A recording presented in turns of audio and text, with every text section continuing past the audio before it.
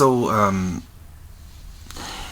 B is the final transition out of the spectrum itself, because it's sort of just the magenta color at the end of the rainbow just disappears into ultraviolet, or is it infrared? Oh my gosh, I don't remember that. But anyway, that color is the transition from the physical and from what you can see to actually the ethers itself, and therefore the spirit and the spirit world. And so there's clearly a reason why the B would be associated with by a musician as ghostly, because it has that quality of airiness, but also kind of like a transparency. B sounds like I should be playing it here. I forgot to turn on my the B note sounds. Why don't we, let's turn on the keyboard now, or we're ready to play.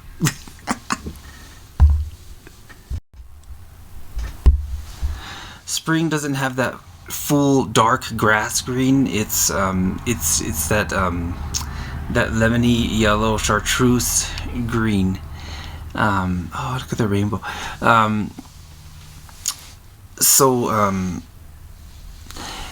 B is the final transition out of the spectrum itself, because it's sort of just the magenta color at the end of the rainbow just disappears into ultraviolet, or is it infrared? Oh my gosh, I don't remember that. But anyway, that color is the transition from the physical and from what you can see to actually the ethers itself, and therefore the spirit and the spirit world. And so there's clearly a reason why the B would be associated with by a musician as ghostly, because it has that quality of airiness, but also kind of like a transparency. B sounds like I should be playing it here. I forgot to turn on my the B note sounds. Why don't we, let's turn on the keyboard now, or we're ready to play. So that concludes our coverage of why Ghostbusters was written in B, because it's the key of ghosts. Woo!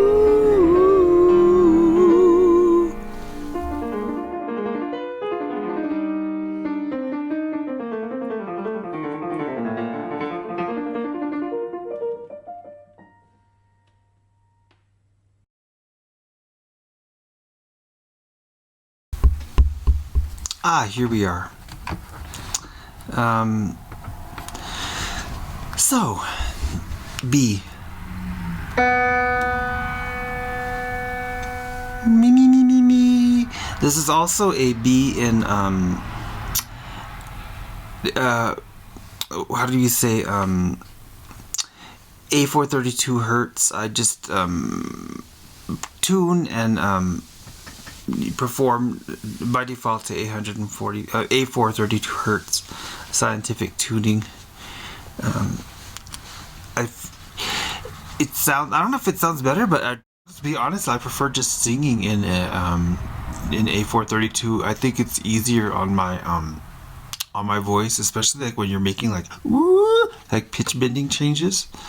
Like it's like A32 is like just a no-brainer to me. But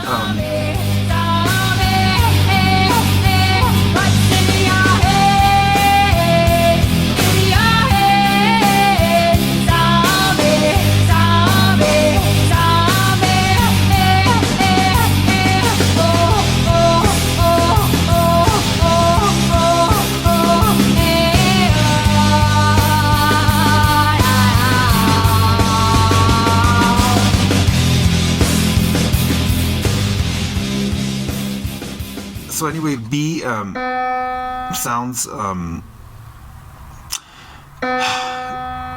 B sounds, there's a piercing quality to B, in the same way that E has that quality, but E is more bright and like a flash. It's also kind of like it hits you hard, and and then it just fades away. But whereas B is more in the air, sort of, and it's more like ethereal. There you go, etheric, and it's sort of like a sharpness, but it's sort of like you can't reach it. Like it doesn't really oh look at this color thing. Hey, oh my God, what's going on here? B. Oh, now I've lost sound. B is it sounds.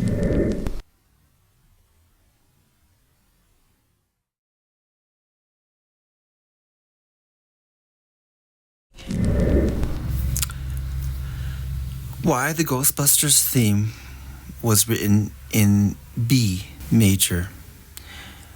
The answer is because B major is the key of ghosts. Now, to explain this, part one, our hearing is spectral. As you can see, C begins the rainbow with red, love songs, and we stretch all the way, morphing until we finally get into magenta, B. Magenta is where the rainbow ends. When vision disappears, color goes into the other world, into the netherworld, into the spirit world.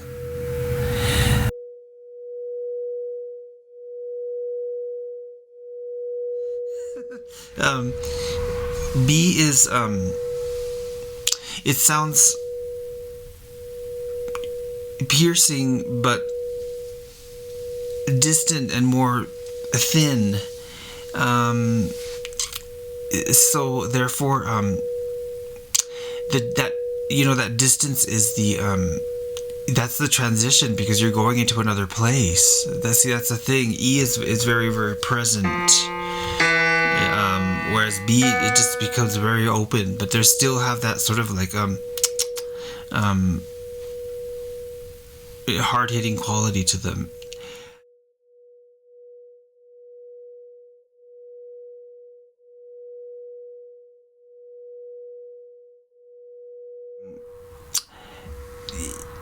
B is that etheric key, and so Ray Parker Jr. Wrote this song Ghostbusters in B, and I'm really like making an open letter to Ray Parker Jr. Now that there's the fourth installment, I think, of the Ghostbusters is out now. And but I'd like to ask him how he came about using the key of B for the Ghostbusters song. And I'm sure that he just did it intuitively, or he just has sort of like the knowledge that I've accumulated over the years, though I don't really feel that anybody has consolidated the sort of like emotive aspects of each key to the depth that I have. In fact, I feel like I figured out almost the whole thing, except the minor keys are very, very different than the major. I can define the emotive quality of all the major keys in detail with classical and popular music examples, but the minor is something very different and very more difficult, because it's the minor key is actually an illusion. The minor key is based on its relative major. Evil does not exist, sir, or at least it does not exist unto itself. Evil is simply the absence of God. It is like the darkness and the cold, a word that man has created to describe the absence of God. God did not create evil. Evil is not like faith or love that exists just as does light and heat.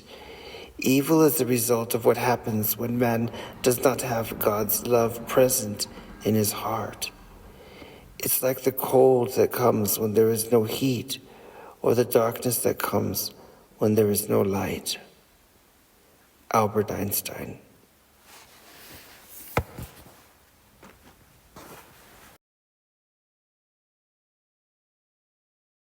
Very more difficult because it's the minor key is actually an illusion. It's the minor key is based on its relative major.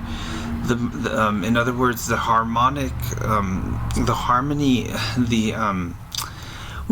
I woke up too early.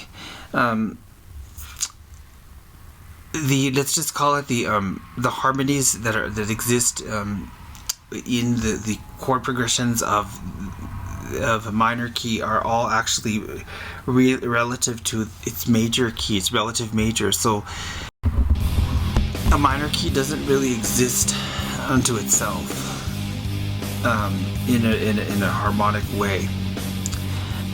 In fact, I always teach my students to think of in the major key when you're thinking of minor.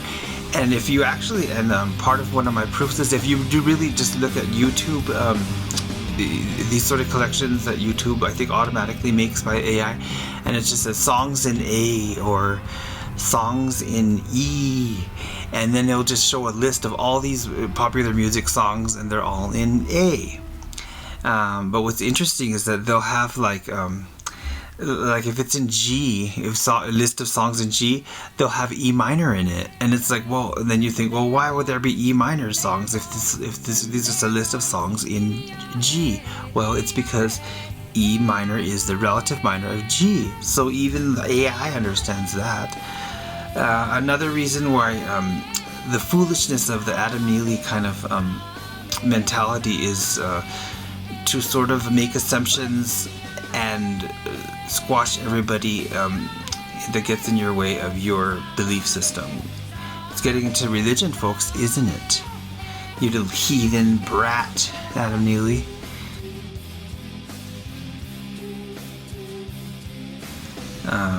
Atheist little punk. I shouldn't say that. God bless him. Once he, apologizes. God bless him.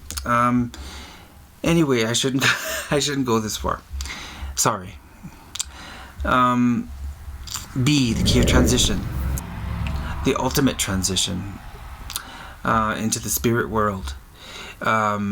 And really, I think this really kind of just concludes the video in the sense that, except that magenta is that final color in the spectrum. And also this comes from before B is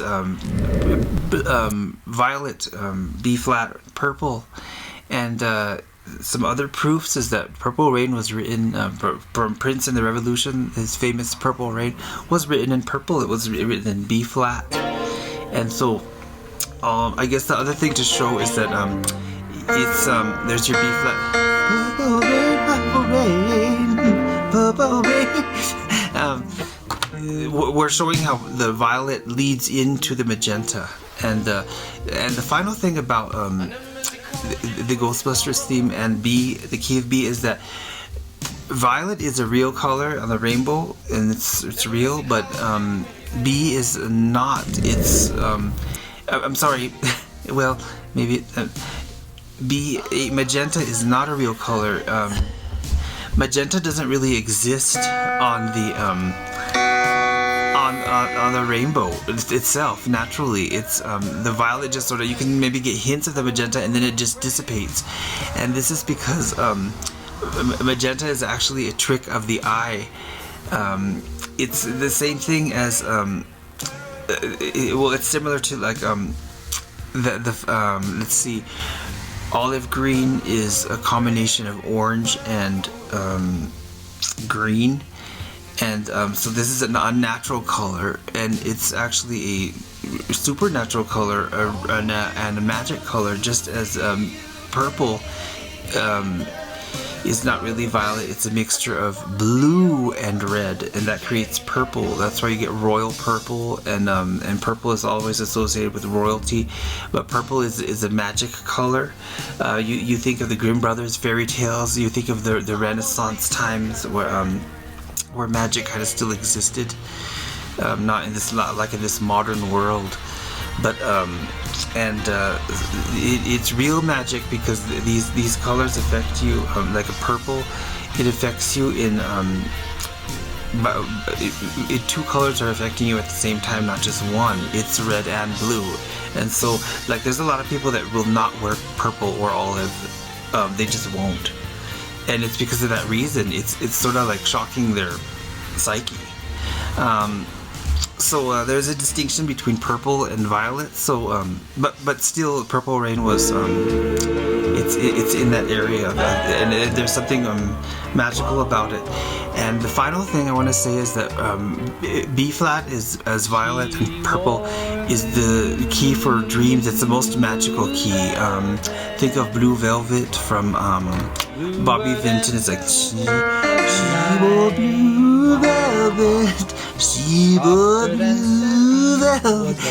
And whereas so there's magic in that key, and whereas B becomes more, it has that element of magic because it's coming from there, but it's really kind of going again into the actual spirit itself. It's the magic almost becomes real, and that's therefore the spirit world, what lies beyond, but also the spiritual connection that we have to that world itself.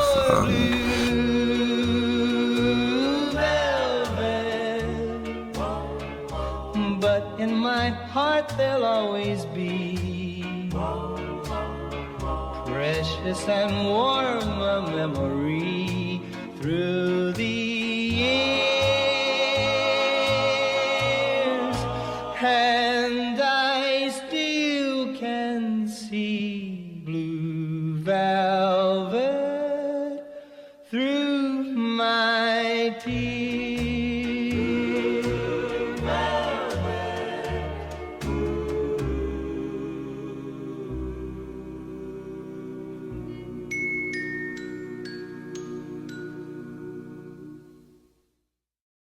But when it's done well and tastefully, like Bach and Bruckner could do it, then it's wonderful. Here it's just very small. And then you have it in inverted form, then normal form, and the end. It's a very simple piece. It's a tiny prelude. From the F sharp major, it shares the sense of radiancy of that unusual and very luminous key signature.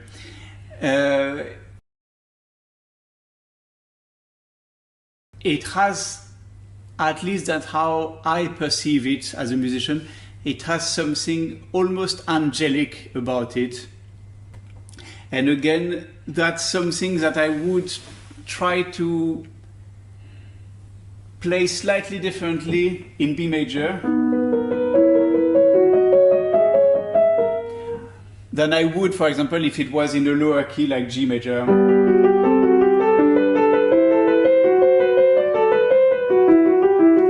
Where I feel it would be a little more mundane. B major, it's not quite so earthly. So I usually put the soft pedal and try to create a sound more thin and fragile.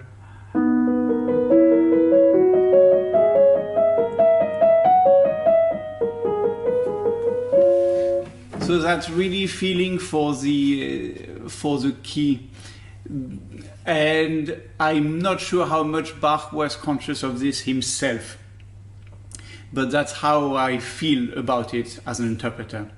The fugue is absolutely wonderful, but there is not a great deal that. And it is perhaps the only one which makes an overt display of virtuosity. And it's a virtuosity that is very typical of the time. So it's a lot of scales and a lot of this pattern that you hear at the beginning.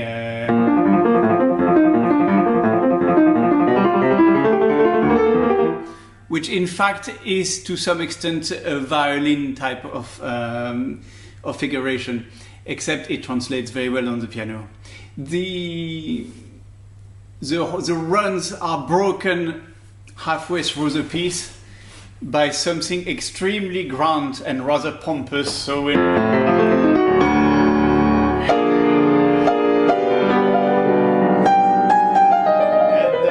scales, and then this becomes a part of the piece, and you get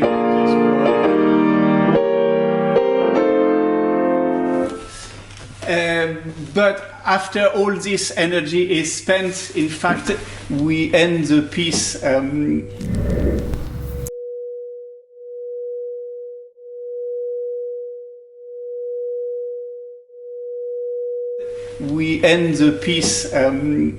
as if it was disappearing into thin air, really.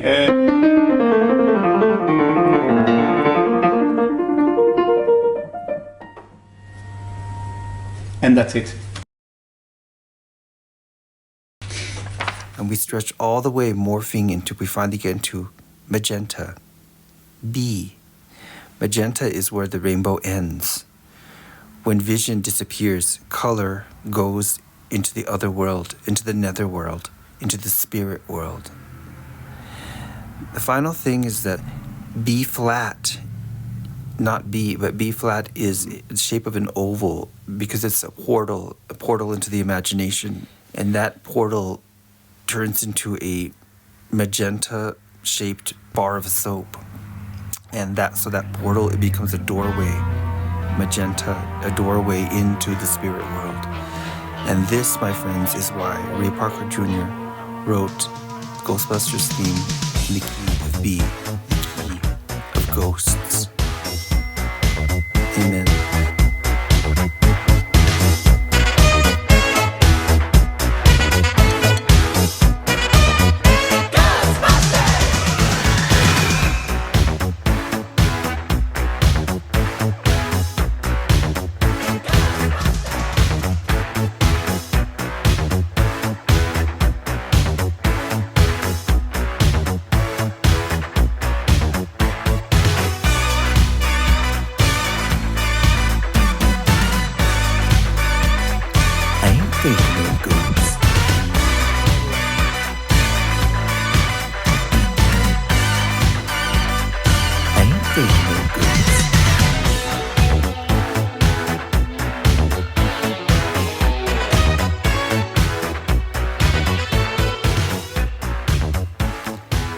You want me, Adam Neely? I